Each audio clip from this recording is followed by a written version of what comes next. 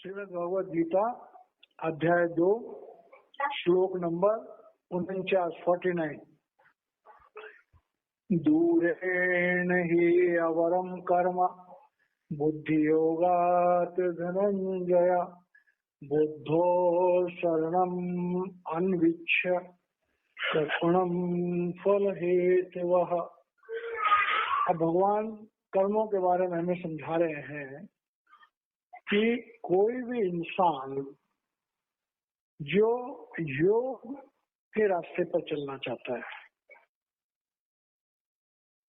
जो प्रभु प्राप्ति के रास्ते पर चलना चाहता है, उसको कर्मों के बारे में, कर्मों के विधान के बारे में बहुत सचेत रहना होगा।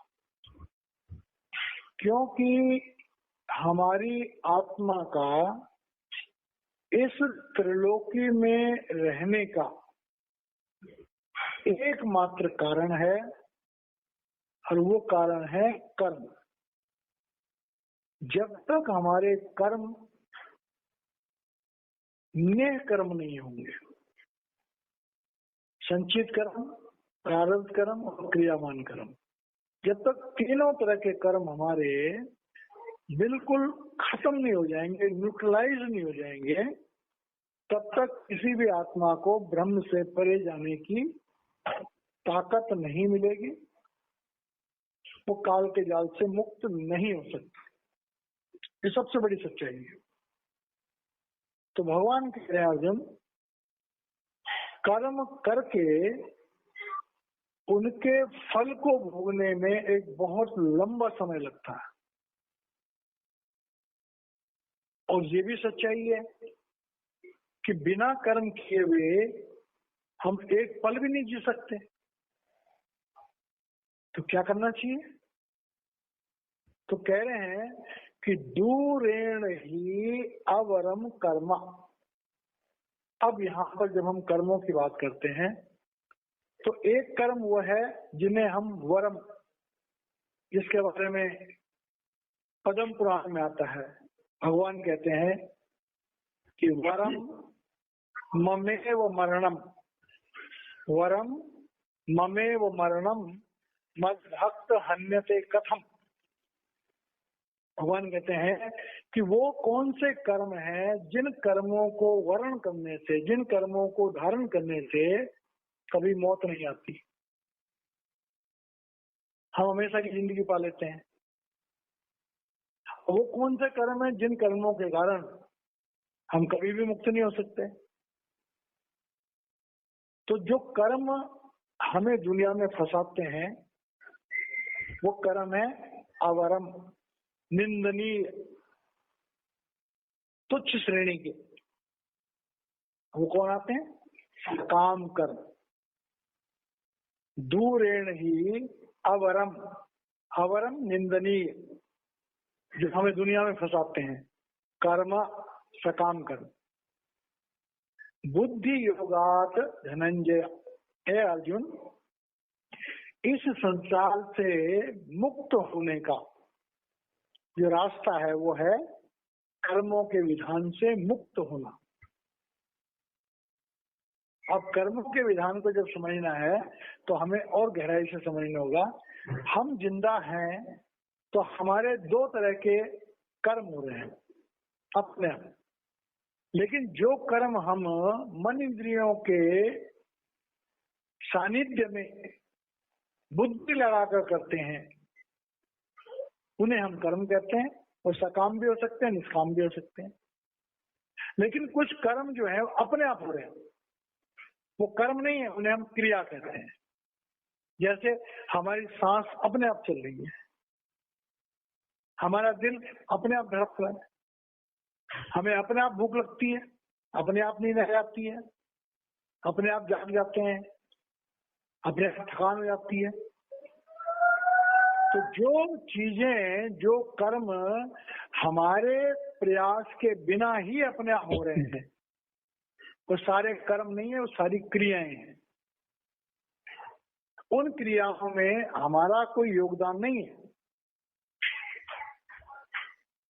कोई पूछे कि क्या हम दिल को धड़काने में हम सपोर्ट करते हैं? नहीं करते। सांस लेने में हम सपोर्ट करते हैं? नहीं करते, अपने आप हो रहा है।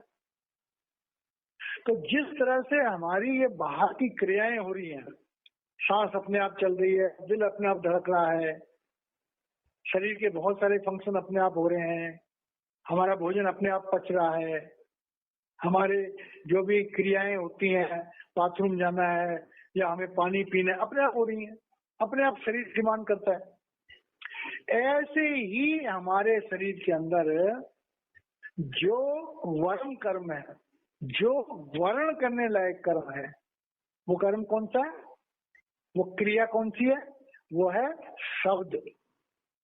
हमारे शरीर के अंदर शब्द भी अपने आप बज रहा है, अपने आप चल रहा है। वो अनाहत शब्द जो है हर समय धुनकारे मार रहा हमारे शरीर के अंदर।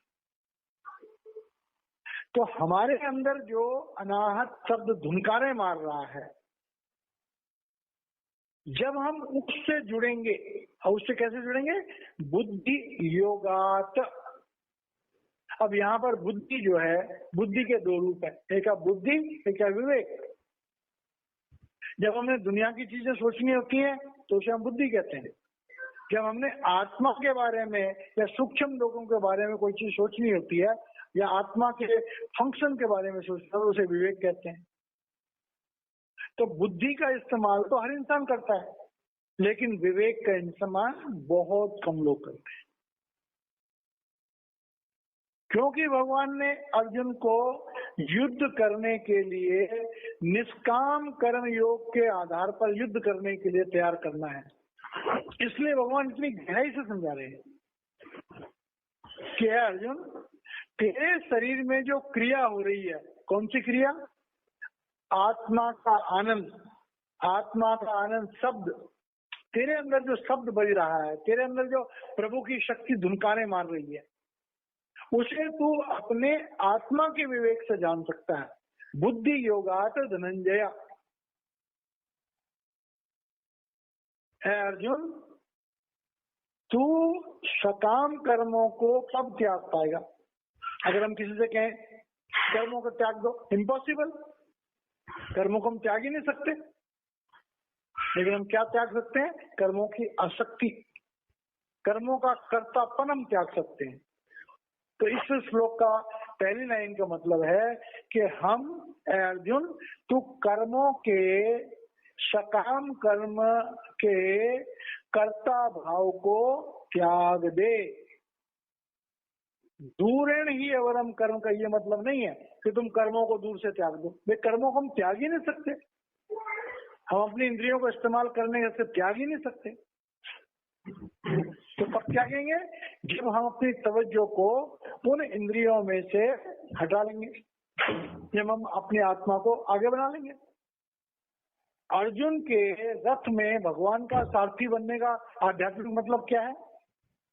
कि अर्जुन के रथ को भगवान चला रहे हैं, मतलब अर्जुन के शरीर में आत्मा प्रबल है, हमारे शरीर में मन प्रबल है। तो इसमें मतलब क्या है? अर्जुन, तू अपने शरीर रूपी रथ में परमात्मा रूपी सारथी को बिठा ले, तो तब क्या होगा?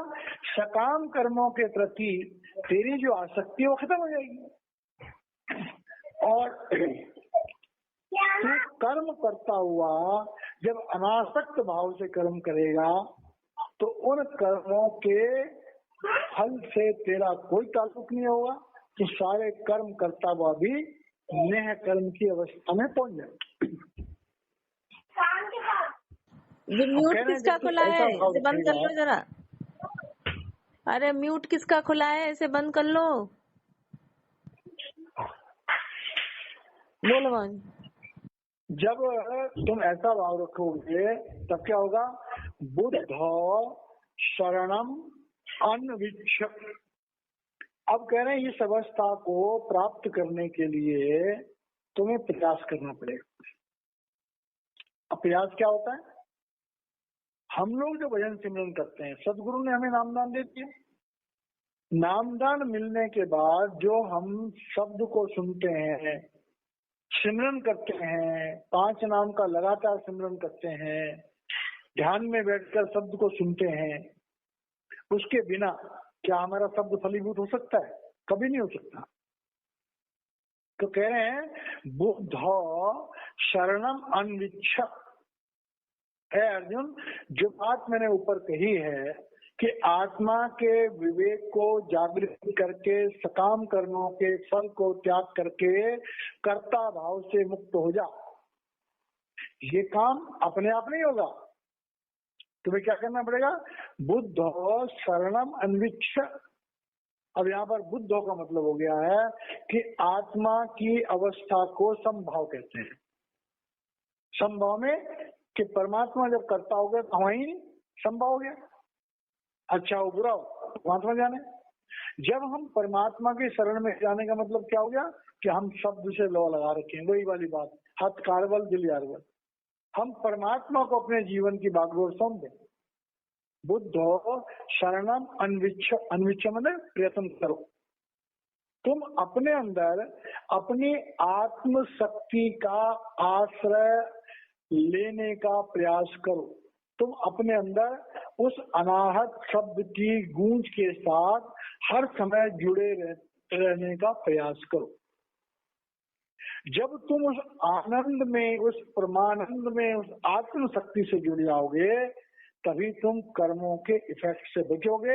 अदरवाइज कृपणा फल हेतुवे, नहीं तो जितना मर्जी समझदार इंसान हो वो विवेक का इस्तेमाल नहीं कर सकता है और फल हेतुवे वो कर्मों के, सकाम कर्मों के फल में, सकाम कर्मों के रिएक्शन में फंस जाएगा।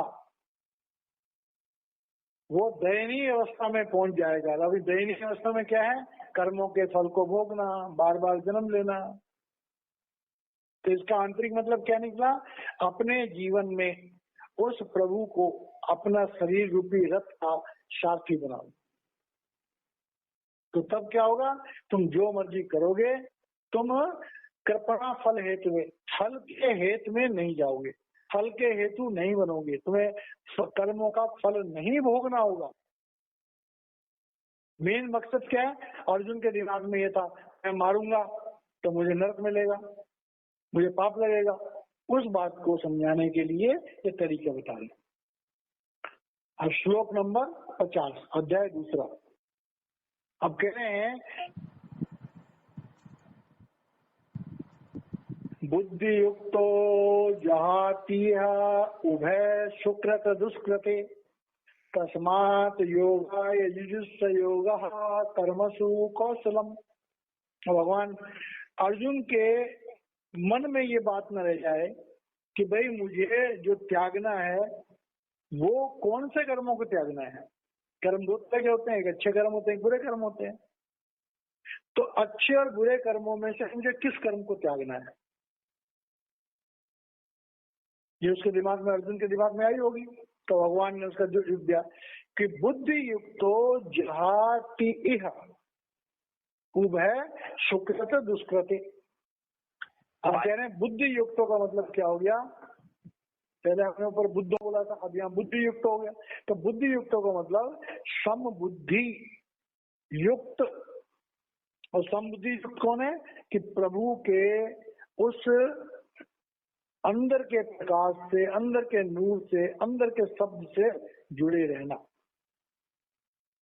और जहाती है, जहाती है का मतलब मुक्ति पाओ इस संसार में। बुद्धि युक्तो, जो अपनी आत्मा के साथ जुड़ गया, जिसने आत्मा की शक्ति का इस्तेमाल करना शुरू कर दिया, जिसका 24 घंटे शब्द चल रहा है, जिसका 24 घंटे सिमरन चल रहा है, वो क्या करेगा? जहाती, जहाती मने होता है मुक्त होना, यह मने इसी जन्म में। और किससे मुक्त होगा? उभय, दोनों, सुकृत दुष्कृते। तब उसके लिए अच्छे और बुरे कर्म, वो दोनों से मुक्त हो जाएगा। जिसके बारे में बार बार जिक्र आता है, महापुरुष भी जिक्र करते हैं कि गीता में आता है कि अच्छे कर्म और बुरे कर्म दोनों ही हमें बांधने वाले हैं। एक सोने की जंजीर है, एक लोहे की जंजीर है। तो उसी बात का जिक्र है। सुकृत क्या है? सोने की जंजीर है।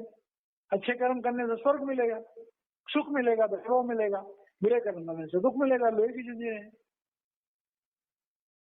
तो भगवान कह रहे हैं कि बुद्धि युक्तो, प्रभु से हर समय जुड़े रहो, प्रभु के शब्द से हर समय जुड़े रहो, जहाती हर तरफ से अपने ध्यान को हटा लो, मुक्त हो जाओ। यह इसी जन्म में उभय शुक्र तो दुष्कृत, अच्छे कर्म और बुरे कर्मों के फल को त्याग दो।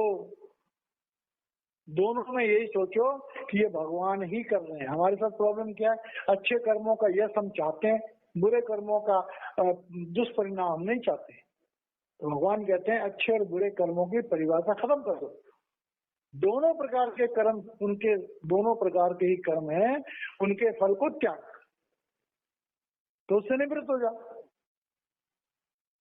तब क्या होगा, तस्मात् योगाय युजुष्व, तब तुम योगाय मुक्ति के लिए युजस्व प्रयत्न करोगे। योग भक्ति, कर्मसु भक्ति निष्काम कर्म, कौशलम समझदारी से। कह रहे जब तुम उस सीधी घुमा फिरा के, एक ही बात है कि हमें हमारे अंदर हमारी आत्म शक्ति जो है उससे जुड़ना होगा, हाथ कारबल और दिल यारबल। अगर मुक्ति चाहते हो तो 24 घंटे सबसे जुड़े रहो, प्रभु की शक्ति से जुड़े रहो।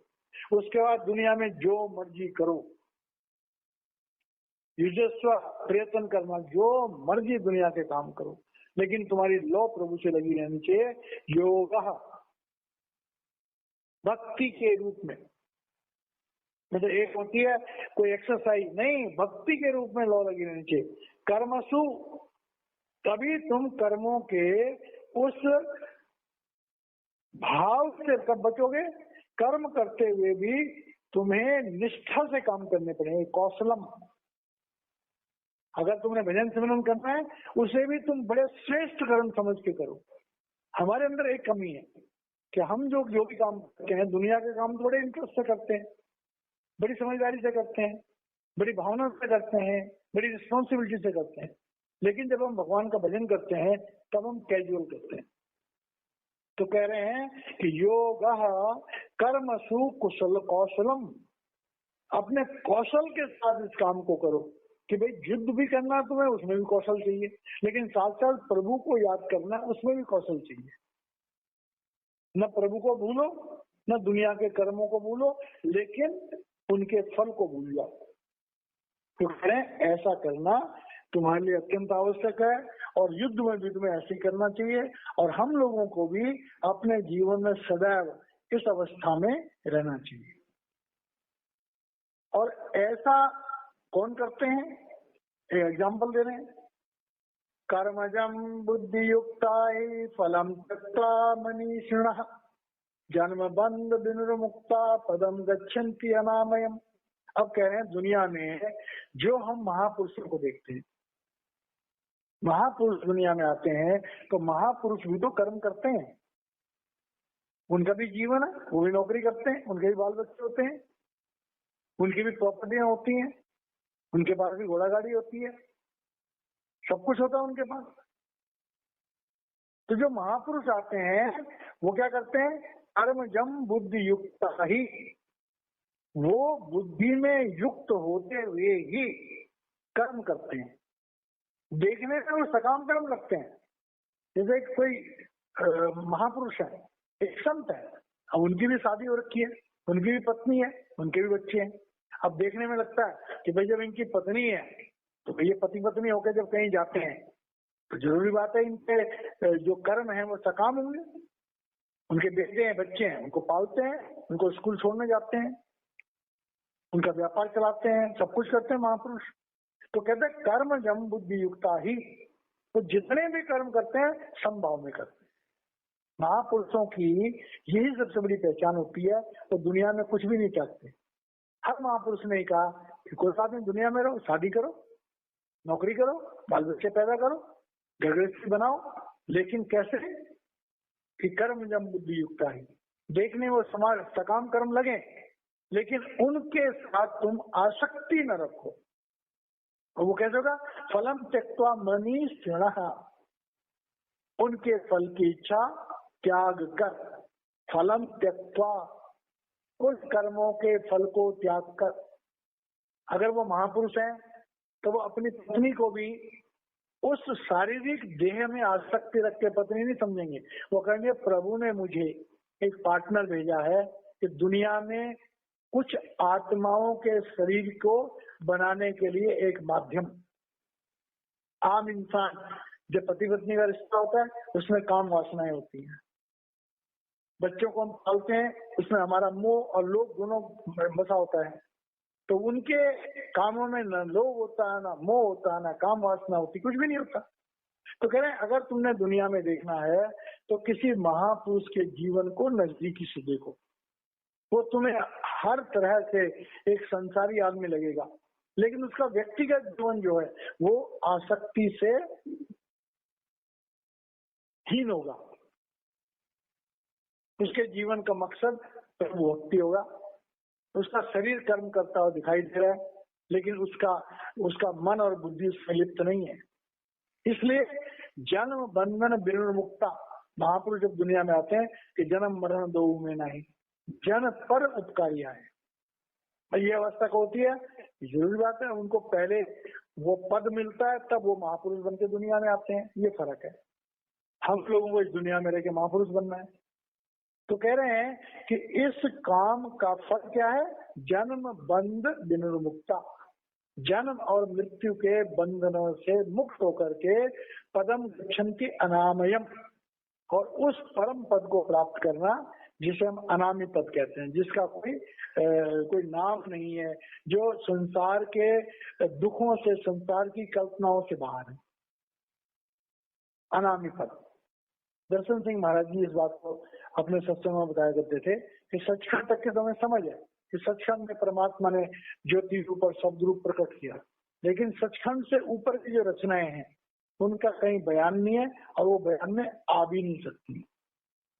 तो कह रहे हैं कि आत्मा का ओरिजिनल सूत्र कहाँ है? अनामी में। पदम गच्छन्ति अनामयम। तो कह रहे हैं इस तरह से हमारी यात्रा वहां से शुरू हुई थी।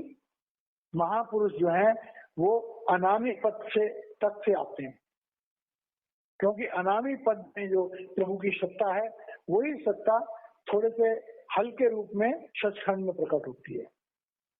तो इस तरह से जो है महापुरुषों के जीवन से हमें सीखना चाहिए कि महापुरुषों का जीवन कैसे होता है। उनके नजदीक रह करके हम बड़ी गहराई से देख सकते हैं। आगे इसका जिक्र आएगा। अब इसके बाद कहते हैं कि जो महापुरुष हैं उनके और क्या लक्षण होते हैं उसके बारे में बता रहे हैं। यदा ते मोह कलिलम बुद्धि व्यतितरिष्यति तदा गन्ताच निर्वेदम श्रुतवस्य श्रुतस्य च। ये दूसरे अध्याय का 52वां श्लोक है। यदा ते मोह कलिलम बुद्धि व्यतितरिष्यति। अब देखिए, जब वे मोह कलिलम मतलब मोह रूपी जंगल। अब मोह कहां पर होता है? हमारे शरीर में, हृदय चक्र में। तो क्या कह रहे हैं कि भाई जो महापुरुष होते हैं उनकी आत्मा हृदय चक्र से नीचे, उनका जो हृदय चक्र से नीचे है वो उनमें जाते ही नहीं है। और हृदय चक्र से नीचे क्या है? नाभि चक्र, इंद्रिय चक्र, मूल चक्र। कामी क्रोधी लालची इनसे भक्ति न होए। नीचे के जो 3 चक्र हैं, काम क्रोध और लोभ। तो जो सच्चा महापुरुष होगा वो काम क्रोध और लोभ में जाता ही नहीं है। उसमें गुरु की वृत्ति काम क्रोध और लोभ में जाती ही नहीं है और मोह को वो पार कर लेते हैं। तो मतलब क्या हुआ कि भाई वो उदान वायु में रहते हैं, हल्का फुल्का कंठ चक्र का इस्तेमाल करते हैं, वाणी का इस्तेमाल करते हैं। मतलब ए अर्जुन, तू युद्ध करते समय भी अपनी तवज्जो को हृदय चक्र से ऊपर रख, जिससे मोह, लोभ, काम, काम, लोभ, काम, क्रोध और मोह, ये जो 4 चक्र हैं, इनका इफेक्ट तेरे ऊपर ना हो। यदा ते मोह कलिलम, अब ते का मतलब वे, लेकिन यहाँ पर ते का मतलब अर्जुन के लिए बोले। जब तुम मोह रूपी घने जंगल को बुद्धि गतिरस्थिति, कि तुम अपनी आत्म चेतना से मोह रूपी उस घने जंगल को पार कर जाओगे। मतलब कि तुम्हें युद्ध करना है तो तुम्हारी आत्मा हृदय चक्र से ऊपर रहनी चाहिए। तदा गंतासी निर्वेदम, तब क्या होगा? तदा ने उस समय गंतासी में जाओगे, निर्वेदम में विरक्ति की तरफ। जब तक तुम्हारे अंदर ये 4 चीजें होंगी, लोभ, काम, क्रोध और मोह, तब तक तुम विवेकपूर्ण युद्ध नहीं कर पाओगे। अहंकार का मतलब पंच चक्र पे स्वाभिमान, तो स्वाभिमान के लिए तो युद्ध होता है। तो कह रहे तथा गंता से निर्वेदम, विरक्ति तभी संभव है जब कोई भी भक्त अपनी आत्मा को हृदय चक्र से ऊपर लाने में सफल हो जाए। जब हमारी आत्मा उदान वायु में, हमारे शरीर में नाभि से नीचे अपान वायु, नाभि से हृदय तक समान वायु, हृदय पर प्राण वायु और हृदय से ऊपर की तरफ हो जाती है उदान वायु। तो उदान वायु जो है, उदान वायु में ही असल में शब्द होता है। उदान वायु से शुरू हो जाता है और उसकी स्थापना होती आके आज्ञा चक्र पर। तो जो इंसान उदान वायु में जीता है वो इंद्रियों में नहीं फंसता। अर्जुन, तुझे इंद्रियों में नहीं फंसना है। और तदा गंता से निर्वेदम, तुम किस व्यक्ति को पाओगे कि श्रोतव्य श्रुतश्च, तुमने इतिहास में जितने लोगों के बारे में सुना और जिन लोगों के बारे में नहीं भी सुना, तुम उस अवस्था को प्राप्त कर लोगे। मतलब कि संसार में जितने भी महापुरुष हुए, वो कह रहे हैं पहले भी जितने महापुरुष हुए उन्होंने इसी थ्योरी को अपनाया, अपनी रूह को, अपनी तवज्जो को उदान वायु में रखा। और असल में बात तो यही है, ब्राह्मण जो शब्द है वो ब्राह्मण उसी इंसान के लिए ब्राह्मण शब्द का इस्तेमाल होता है जिसकी आत्मा हृदय चक्र से ऊपर रहे, उदान वायु में रहे। जिस आदमी की आत्मा उदान वायु में स्थित नहीं करती है उसे हम ब्राह्मण नहीं कह सकते। जिस आदमी की आत्मा हृदय चक्र पर विराजमान करती है, प्राण वायु में विराजमान करती है, उसे क्षत्रिय कहा जाता है। जिसकी आत्मा समान वायु में रहती है उसे वैश्य कहा जाता है। और जिसकी आत्मा नाभि चक्र से नीचे रहती है उसे शूद्र कहा जाता है, भूभूत में। तो असल में कि विराट पुरुष के शरीर के ये 4 हिस्से हैं, उदान वायु में ब्राह्मण, प्राण वायु में क्षत्रिय, समान वायु में वैश्य और अपान वायु में शूद्र। ये असल में सच्चाई है। तो भगवान कहते हैं कि भाई तुम्हें इस तरह से अपने जीवन को चलाना चाहिए। अब क्या आपको बता रहे हैं, श्लोक नंबर 53 श्रुति विप्रतिपन्ना ये तदा स्थास्यसि निश्चला समाधो अचला बुद्धि तदा योगम अवापस्यसि। अब कह रहे हैं कि संसार में जो ज्ञान का भंडार है वो कहाँ है? श्रुति। श्रुति कहते हैं वेदों के लिए, श्रुति कहते हैं वेद ज्ञान को। तो कह रहे हैं दुनिया का जो वेद ज्ञान है विप्रतिपन्ना, जो वेद ज्ञान है, संसार का भौतिक ज्ञान है, संसार को चलाने वाला ज्ञान है, उस ज्ञान से क्या होता है कि हमारा मन असल में विचलित हो जाता है। हजारों थ्योरियां हैं कि वेदों में दे रखी हैं, हमारे शास्त्रों में दे रखी है, उनसे हमारा मन क्या होता है, अक्सर विचलित हो जाता है। और जब विचलित हो जाता है तो हम क्या होते हैं कि समाधि में, भक्ति में लीन नहीं हो सकते। अब इसका आंतरिक मतलब क्या है कि जो हमारे अपरा विद्या के जितने भी साधन हैं, उन साधनों में हम देखते हैं कि मन की स्थिरता कम है और मन की विचलित होना ज्यादा है। तो कहना तरह तरह से वेदों का जो ज्ञान दिया गया है उन ज्ञानों से तुम विचलित मत हो। अब यहाँ पर इसका आंतरिक मतलब क्या है? भगवान कह रहे हैं कि अर्जुन तूने बहुत ज्ञान हासिल कर रखा है। अगर इसमें भगवान उसको समझाने की कोशिश कर रहे हैं, क्योंकि भगवान से बात करते करते अर्जुन की बुद्धि अपनी भी चल रही है। तो भगवान ये देख रहे हैं कि अर्जुन मेरी बात सुन रहा है, लेकिन अपने दिमाग में भी बहुत कुछ ये उन बातों का एनालिसिस कर रहा है। तो भगवान कह रहे हैं अर्जुन तूने जितना वेदों का ज्ञान, क्योंकि वो भी बहुत ज्ञानी था, कि जो तूने वेदों का ज्ञान सुन रखा है और उस ज्ञान से तेरी बुद्धि में जो विचलित बना रहा है, तो एक काम कर, थोड़ा सा शांत हो जा। यदा स्था शस्यसि, और स्था शस्य का मतलब स्थिर। भगवान अर्जुन की अवस्था को देखते कह रहे हैं अर्जुन तेरे दिमाग में बहुत सारी चीजें चल रही है, तो एक काम कर, थोड़ी देर के लिए अपने दिमाग को शांत कर। स्था शस्य निश्चला, एकदम निश्चल होकर के तुम एक बात में, जब तुम मुझसे बात कर रहा है तो कम से कम मैं जो तेरे को समझा रहा हूं उसमें अपनी बुद्धि को स्थिर कर दे। समाधो अचला बुद्धि तदा योगम अवापस्यसि। अब इसका आंतरिक मतलब क्या है? समाधो अचला। अब समाधो अचला का मतलब क्या होता है? कि जहां पर जाकर के हमारी बुद्धि, हमारी चेतना जाकर के स्थिर हो जाती है। अब अगर आप शरीर में देखें तो शरीर में समाधो अचला कहां पर है? आज्ञा चक्र पर। आज्ञा चक्र से नीचे समाधो अचला नहीं है, क्योंकि कंठ चक्र पर अहंकार है, हृदय चक्र पर मोह है, नीचे क्रोध है, फिर काम वासना है, फिर मोह है। तो समाधो अचला जो है उसकी पहली शुरुआत कहां पर होती है? आज्ञा चक्र पर। जहां पर जाकर के हमारी चेतना थोड़ी सी ठहर जाती है। कह रहे जब तेरी आत्मा उस चक्र पे आ जाएगी जहां पर कि तेरी बुद्धि को, क्यों, जब हम आज्ञा चक्र पर आते हैं हमारा पिंडी मन शांत हो जाता है। सबसे ज्यादा गड़बड़ करने वाला पिंडी मन है। जब पिंडी मन शांत होता है तदा योगम अवापस्यसि। अब इसका मतलब क्या? तब तुम योग को प्राप्त करोगे, मतलब वहां पर जाकर के तुम्हें अनाहत शब्द की पकड़ मिलेगी। वहां पर जाकर के तुम शब्द में लीन होगे। जब शब्द में लीन हो जाओगे तो तुम्हारे मन की कमांड शब्द को मिलेगी।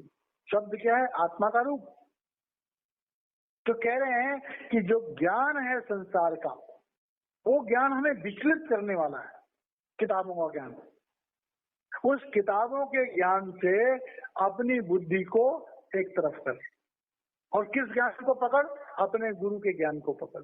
या भगवान कृष्ण जो है वो गुरु के रूप में समझा रहे हैं। और हमारे लिए क्या है कि हम भी किताबों को कम पढ़ें, किताबों की बातों पर मनन कम करें, अपने गुरु के जो डायरेक्शंस हैं उन पर ध्यान दें, तो हमारी बुद्धि स्थिर होगी। और बुद्धि स्थिर का पहला पड़ाव कहां पर है? आज्ञा चक्र पर, समाधो अचला, कि जहां पर हम स्थिर होते हैं। बुद्धि क्या? बुद्धि चंचल होती है।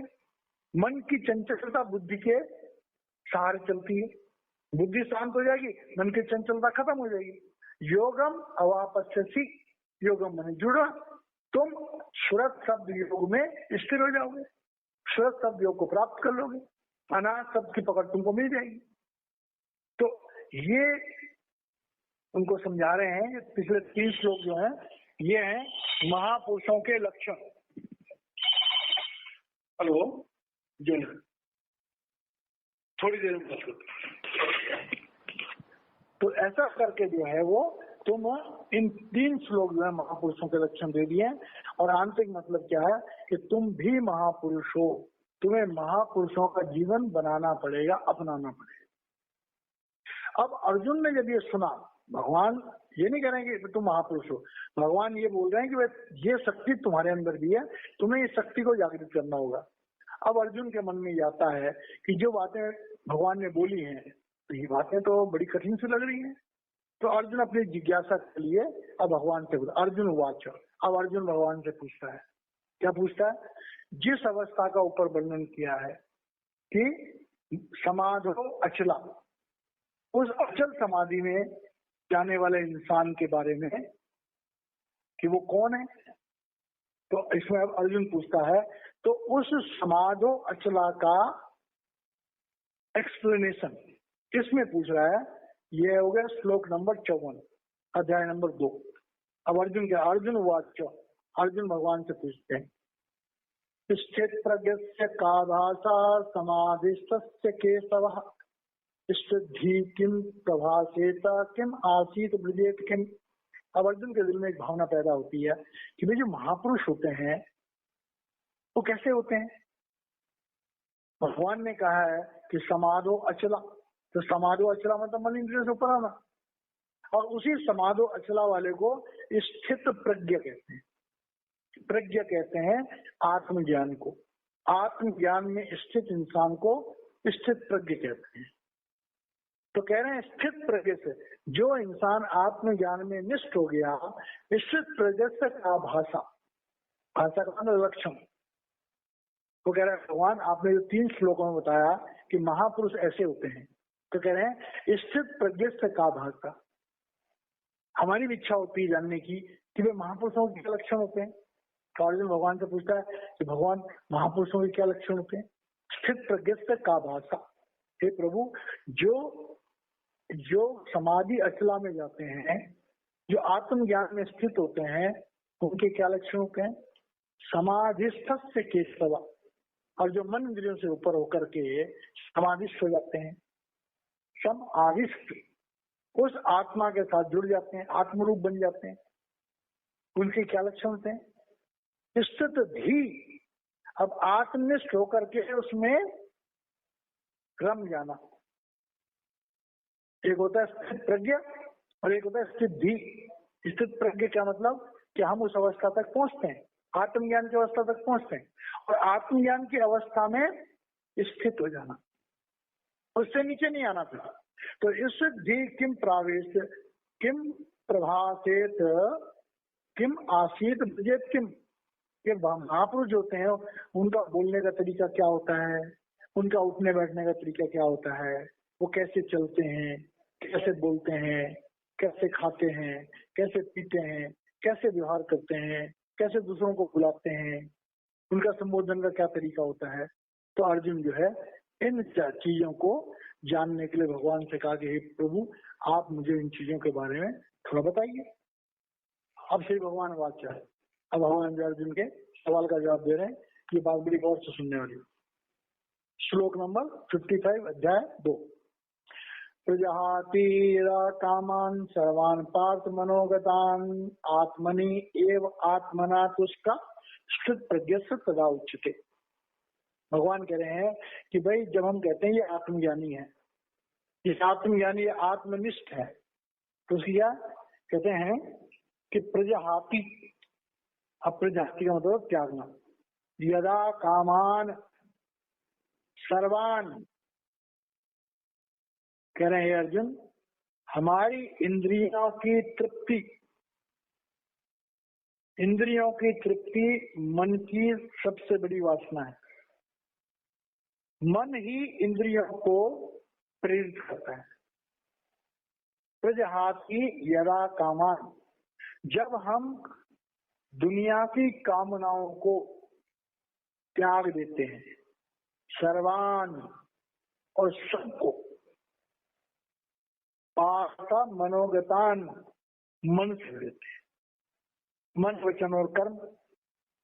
अब कई बार हम कई चीजों कर्म से त्याग देते हैं, लेकिन वचनों से नहीं त्यागते। अगर वचनों से भी त्याग देते हैं तो मन से नहीं त्यागते।